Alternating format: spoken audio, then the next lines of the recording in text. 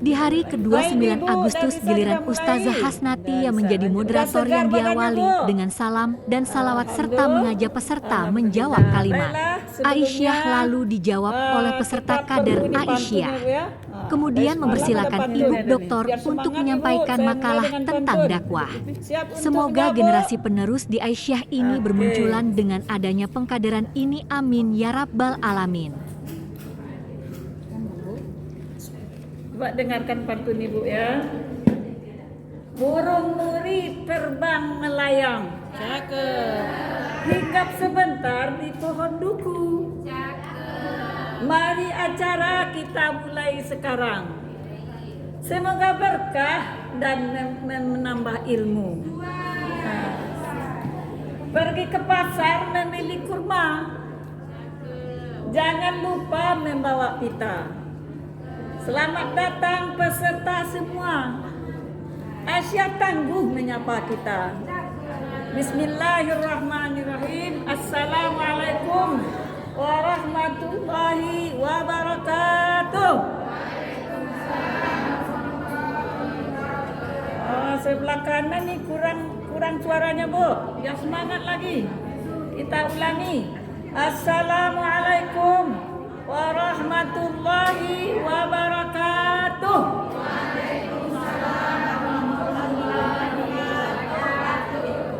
Alhamdulillahirabbil alamin wal aqibatu lil muttaqin ala umurid dunya waddin. Asyhadu an la ilaha illallah wahdahu la syarikalah wa asyhadu anna Muhammadan abduhu wa rasuluh la nabiyya ba'dah. Rabbi shrah li sadri wa yassir li amri wahlul 'uqdatam min lisani yafqahu qawli. Baik ibu-ibu yang saya hormati, sebagaimana biasa kita dari semalam sudah mulai belajar ya Bu ya, yang berganti-gantian narasumber kita.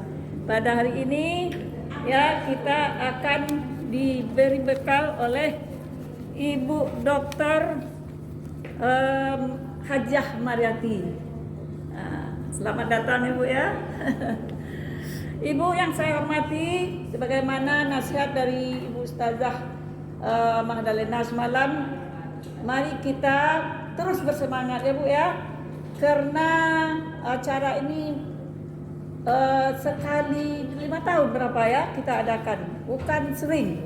Jadi kalau kita lengahkan ya, tidak fokus kita dan tidak disiplin waktu, percuma kita datang ya Bu ya, menghabiskan waktu saja ya. Kita sudah tinggalkan suami di rumah, bagi yang punya suami ya, kita sudah tidur biasa di kasur yang empuk ya, tidur di lantai ya, pakai alas saja. Nah, jadi kalau tidak ada yang kita bawa, nanti kita rugi serugi-ruginya.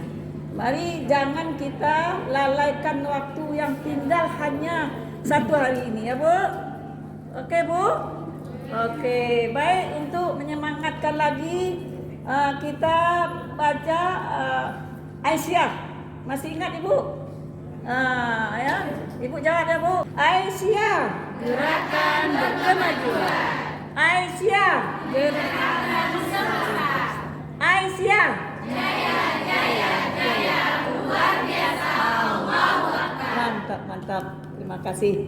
Baik Bu, untuk tidak memperpanjang mukadimah karena waktu sudah berjalan juga, mari kita persilakan kepada ibu kita tercinta, yaitu Ibu Doktor Hajah Marianti, yang mana materi yang akan disampaikan beliau pada pagi hari ini adalah strategi ya Bu ya, strategi dan manajemen dakwah khusus dan dakwah komunitas, strategi dan manajemen dakwah. Ya nanti sama ya Bu ya. Mari kita persilakan kepada Ibu Hajah Mariati. Baik, assalamualaikum warahmatullahi wabarakatuh. Waalaikumsalam warahmatullahi wabarakatuh. Pergi ke pasar membeli pepaya. Singgah sebentar membeli jamu. Mari belajar bersama-sama. Menambah ilmu dan wawasan baru. Ini karena gara-gara MC pakai pantun, terpaksa juga saya pakai pantun. Tak makan lah ibu. Satu lagi, burung merpati terbang tinggi, hinggap sebentar di atas dahan. Mari kita ikuti pelatihan Mubalighat ini dengan semangat dan penuh dengan kesungguhan. Baik, bersyukur kepada Allah Subhanahu wa taala dan berselawat kepada Rasulullah sallallahu alaihi wasallam. Alhamdulillah pada hari ini kelihatan ibunya sudah berseri-seri. Warna hijau itu memang warna yang menyenangkan dan menenangkan. Karpet hijau, jilbabnya hijau. Rasanya seperti kita berjalan di satu taman, ya. Di satu taman hijau. Memang warna hijau adalah warna kesukaan atau warna yang dicintai oleh Rasulullah SAW. Nah, sesuatu yang dicintai oleh Rasulullah SAW tentu akan menjadi sesuatu yang juga kita cintai. Kenapa? Karena kita sudah berazam untuk menjadi pengikut daripada baginda Rasulullah SAW. Baiklah, bunda-bunda sekalian, adik-adik diundang ya, yang hadir pada kesempatan hari ini adalah hari kedua kita meninggalkan keluarga. Alhamdulillah kita semua sehat dan kita juga berdoa semoga keluarga, anak, suami yang kita tinggalkan juga dalam keadaan sehat. Pada kesempatan ini kita akan membahas tentang materi dakwah khusus dan dakwah komunitas, strategi dan manajemen dakwah Aisyah. Jadi kalau ibaratkan kita ini mau bekerja atau mau melakukan aktivitas, sebenarnya enak jalan-jalan sebenarnya kan? Iya. Tentu kita harus punya persiapan. Sama dengan orang mau ke ladang, tentu harus ada yang dibawa adalah perlengkapan untuk pergi ke ladang. Apa perlengkapannya? Cangkul. Ya. Tentu bahan-bahan yang akan kita bawa. Nah, kita dalam pelatihan Mubalighat ini juga disiapkan untuk menjadi mubalighat, dai. Nah, harus kita samakan persepsi kita dulu bahwa di dalam berdakwah itu bukan hanya orang-orang yang memang dia bisa berdakwah dalam artian bagaimana yang saya sampaikan tadi malam, tamatan pesantren, hafal 30 juz, tidak. Karena dalam konsep dakwah Aisyah itu bahwa ada namanya dakwah ustazah, ada namanya dakwah motivator. Makanya kenapa di dalam Aisyah itu ada berbagai lembaga dan majelis. Ada majelis kesehatan, ada majelis ekonomi, ada lembaga hukumnya, ya, ada sosial, ada pendidikan, ada majelis taklim dan ketarjihan. Banyak lagi majelis-majelis yang lainnya. Dengan berbagai macam majelis itu berarti apa?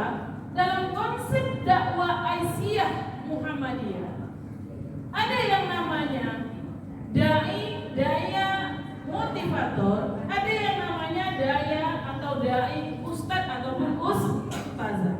Nah, ini kita bedakan dulu persepsi kita. Siapa itu dai motivator? Itulah teman-teman kita yang berdakwah dengan sesuai keahlian mereka. Contoh di majelis kesehatan kan, ada dokter, ada nakes, ada perawat, ada bidan. Kan sesuai dengan keahlian mereka itu. Mereka berdakwah dengan apa? Dengan keahlian yang mereka miliki. Seorang dokter spesialis, walaupun dia seorang dokter bukan tidak bisa berdakwah, tapi dia bisa berdakwah dengan sesuai keahlian. Waktu mau mengoperasi tentu dia harus menjalankan, kalau seorang muslim tentu dia untuk berdakwahnya bagaimana caranya jalan dakwahnya? Itu baca bismillah, baca doa, mengajak pasien untuk berdoa, kemudian mengajak pasien untuk menyerahkan hasil semua yang dilakukan itu kepada Allah, juga dakwah.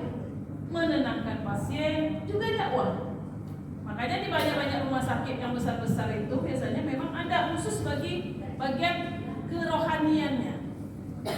Kalau misalnya pasiennya muslim ya itu ustazah yang masuk memberikan motivasi kepada pasien. Kalau misalnya pasiennya yang beda agama ya kita ya sesuai juga pendeta yang masuk. Pernah dulu saya waktu almarhum suami lagi cuci darah di rumah sakit, di sebelah ini ustaz yang datang, di sebelah ini pendeta yang datang. Ya. Didatangkan. Nah inilah kenapa makanya dakwah itu tidak hanya terbatas kepada hanya berdiri di podium, hanya berceramah saja. Nah persepsi masyarakat kita kalau berdakwah itu ada di sana, saya tidak bisa megang mic di depan. Itu persepsi masyarakat kita. Ini yang perlahan di kita hilangkan. Kita lihat tenaga-tenaga PPL atau tenaga-tenaga lingkungan hidup, ya, LBP dan lain sebagainya, dengan mungkin LBSO ya di Aisyah, bagian olahraga.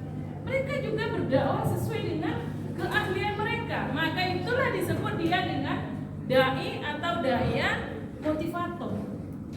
Nah, jadi kita hilangkan konsep tidak bisa saya berdakwah deh. Kenapa? Karena ud'u ila sabili rabbika bil hikmah. Dalam Al-Qur'an ya. Berdakwalah kamu itu dengan hikmah. Sebalik kata-kata hikmah itu maksudnya berdakwalah sesuai dengan keahlian. Ya. Berdakwalah sesuai dengan apa yang kamu lakukan, profesimu apa, berdakwah di sana. Guru nggak bisa berdakwah. Justru walaupun dia matematika, fisika, biologi, berdakwahlah dia sesuai dengan bidangnya. Mengajarkan apa yang tidak diketahui oleh peserta didiknya, dikombinasikan dengan ilmu-ilmu keagamaan. Kalau dalam istilah kerennya itu namanya apa? Integrasi ilmu. Menyatukan pengetahuan umum dengan pengetahuan agama. Tidak dipisah-pisah. Kalau masyarakat kita kan, karena itu tadi pengaruh yang saya bilang, paham-paham ke kiri,